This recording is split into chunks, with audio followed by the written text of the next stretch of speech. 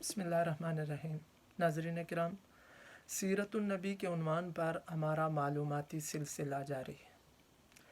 اس میں ہم سیرت کے عنوان پر مولانا سید سلمان ندوی رحمۃ اللہ علیہ کے خطبات مدراس کا خلاصہ بیان کریں گے۔ مولانا نے سیرت کے عنوان پر 8 خطبات دیے ہیں جو خطبات مدراس کے اندر جمع کیے گئے۔ ان کا پس منظر پہلے بیان کیا جا چکا ہے۔ پہلے خطبے کا عنوان یہ ہے کہ انسانیت کی تکمیل صرف انبیاء کرام علیہم الصلاۃ والسلام کی سیرت سے ہو سکتی ہے۔ مولانا نے اس خطبے کے ابتدا کے اندر یہ بیان کیا کہ اس کائنات کے اندر کئی طرح کی مخلوقات ہیں۔ ایک ہے جمادات جیسے پتھر وغیرہ، ان کے اندر کوئی حس اور ارادہ نہیں ہے۔ اس کے بعد اگلا درجہ آتا ہے نباتات کا، جس میں پودے اور درخت وغیرہ ہیں، ان کے اندر کچھ نہ کچھ حس پائی جاتی ہے۔ اس کے بعد اگلا درجہ ہے حیوانات کا، جن کے اندر حس بھی ہے، ارادہ بھی ہے۔ اور اس کے بعد اگلا درجہ اور سب سے اعلیٰ درجہ اور اشرف المخلوقات انسان ہے۔ اس کے اندر حس بھی ہے، ارادہ بھی ہے اور عقل بھی ہے۔ اسی بنیاد پر اسے مکلف بنایا گیا، جسے قرآن کریم کے اندر امانت سے تعبیر کیا گیا۔ قرآن کریم کے اندر فرمایا کہ ہم نے یہ امانت، یہ ذمہ داری پہاڑوں پر پیش کی، لیکن وہ عاجز آ گئے، لیکن انسان نے اس ذمہ داری کو اٹھا لیا۔ تو انسان سب سے اعلیٰ مخلوق ہے اس کائنات کے اندر، اس لیے سب سے بھاری ذمہ داری اس کو دی گئی احکامات کی۔ اس لیے انسان کا صاحب کردار اور صاحب ایمان و عمل ہونا ضروری ہے، اور اسی کے لیے تمام انبیاء کرام بھیجے گئے۔ اسی کے لیے جتنی بھی مذہبی کتابیں ہیں اور جتنے بھی مذاہب ہیں دنیا کے اندر، ان سب کا مقصد یہ ہے کہ انسان کی اصلاح ہو جائے، انسان صلاح و فلاح کے راستے پر آ جائے۔ لہٰذا انسان کے لیے ضروری ہے کہ وہ اپنی صلاح اور فلاح کی فکر کرے۔ اب انسانوں کے اندر، انسانی طبقات کے اندر اگر ہم دیکھیں تو انسان کے سامنے بہت سے طبقات ہیں جن کی زندگیاں اس کے سامنے ہیں۔ مثال کے طور پر شعراء ہیں، بڑے عمدہ ان کا کلام ہوتا ہے۔ قرآن کریم ان کے بارے میں کہتا ہے کہ وَالشُّعَرَاءُ يَتَّبِعُهُمُ الْغَاوُونَ، لیکن عمل سے خالی ہوتے ہیں، کہ شاعر لوگ وہ ان کی پیروی گمراہ لوگ کرتے ہیں اور وہ بھٹکتے رہتے ہیں وادیوں کے اندر۔ وجہ کیا ہے کہ شاعروں کی زندگی کے اندر عمل نہیں ہوتا۔ ایک طبقہ اگر دیکھیں تاریخ کے اندر اور انسانی زندگی میں، وہ بادشاہوں کا ہے، بڑے بڑے ملکوں کو انہوں نے مسخر کیا، کنٹرول کیا، اور انسانوں کے اوپر انہوں نے اپنا سکہ جمایا، حکومت کی۔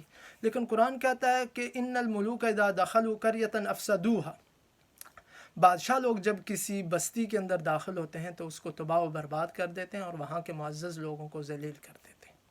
بادشاہوں کا یہ حال ہے۔ اسی طرح حکماء اور فلاسفہ کا جو ہے وہ بھی تذکرہ ہمیں ملتا ہے انسانی تاریخ میں۔ انہوں نے بڑے بڑے فلسفے پیش کیے۔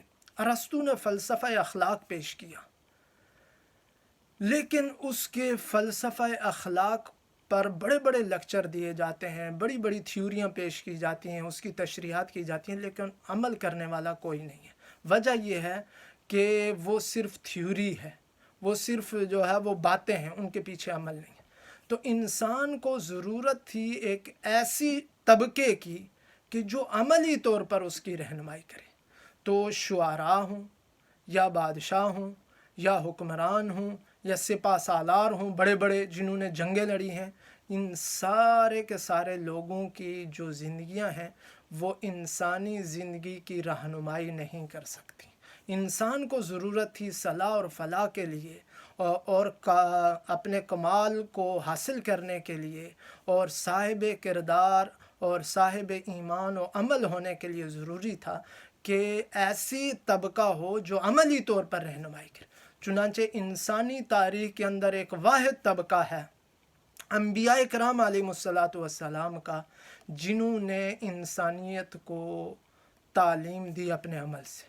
خود نبی کریم صلی اللہ علیہ وسلم کے بارے میں آتا ہے قرآن میں، آپ نے اس دور کے مخاطبین کو یہ کہا فقط لبثت فیکم عمرا من قبلی، میں تمہارے اندر اس سے پہلے کی زندگی 40 سالہ زندگی گزار چکا ہوں۔ تو آپ صلی اللہ علیہ وسلم نے اپنی زندگی ان کو پیش کی۔ اسی طرح انبیاء اکرام علیہ السلام جتنے بھی جس دور کے اندر آئے ہیں، انہوں نے کوئی بڑے فلسفے نہیں بیان کیے اور جو ہے وہ کوئی بڑی تھیوریاں نہیں پیش کی، انہوں نے پریکٹیکل پیش کیے۔ تو انسانیت کو جو ضرورت ہے اور انسانیت کی جو تکمیل ہو سکتی ہے وہ صرف عملی تعلیم سے ہو سکتی ہے، وہ صرف انبیاء اکرام علیہ السلام کی۔ حضرت آدم علیہ السلام کی توبہ اور انابت وہ عملی طور پر تھی۔ حضرت نوح کا ولولہ تبلیغ ہے، حضرت ابراہیم علیہ السلام کی محبت الہی ہے، حضرت یعقوب علیہ السلام کی گریہ ازاری ہے، حضرت اسحاق کی تسلیم و رضا ہے، حضرت اسماعیل کی اطاعت اور فرما برداری ہے، حضرت عیسیٰ علیہ السلام کا زہد ہے، حضرت یحییٰ کی پاک دامنی ہے، اور حضرت لوط علیہ السلام کی فصاحت ہے، حضرت موسیٰ علیہ السلام کی سائی اور جلال ہے۔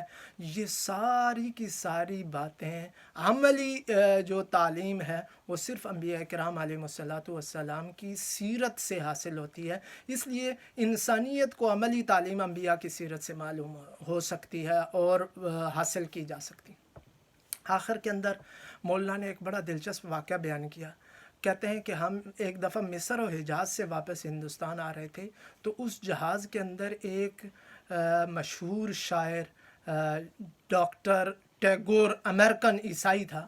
اس سے ایک ہمارے رفیق نے، ہمارے ایک دوست نے سوال پوچھا کہ کیا وجہ ہے کہ برہمو سماج ایک مذہب ایک گزرا ہے، اس کی تعلیمات بہت اچھی تھیں، اس کی تعلیمات یہ تھیں کہ سارے مذہب اچھے ہیں اور انصاف کی تعلیمات تھیں، اس کے علاوہ کوئی چیز عقل کے خلاف نہیں تھی، بہت عمدہ اس کی تعلیمات تھیں، لیکن اس کے باوجود وہ مذہب چل نہیں سکا، کیا وجہ تھی؟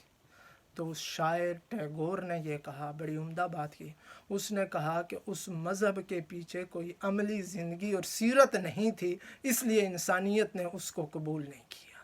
تو اس سے معلوم یہ ہوتا ہے کہ مذہب کے انسانیت کے اندر رائج ہونے کے لیے اور انسان کے اصلاح کے لیے عملی سیرت کا ہونا ضروری ہے، اور عملی سیرت انسانی طبقات کے اندر ایک کامل سیرت اور جو ہے وہ معصوم زندگی اور جو ہے وہ بے داغ زندگی اور ایسی زندگی کہ جسے بطور دلیل اور بطور سند پیش کی جا سکے، وہ صرف انبیاء اکرام علیہ السلام کی ہے۔ انسان کے لیے صلاح اور فلاح کے لیے صاحب ایمان اور صاحب کردار ہونا ضروری ہے، اور اس کے لیے انسان کو ایسی عملی زندگی چاہیے، عملی تعلیم چاہیے جو صرف انبیاء اکرام علیہ السلام کی زندگی سے مل سکتی ہے۔ اس لیے ہم یقینی طور پر اور بجا طور پر کہہ سکتے ہیں کہ انسانیت کی تکمیل صرف انبیاء اکرام علیہ السلام کی سیرت سے ہو سکتی ہے۔ والسلام علیکم ورحمۃ اللہ وبرکاتہ۔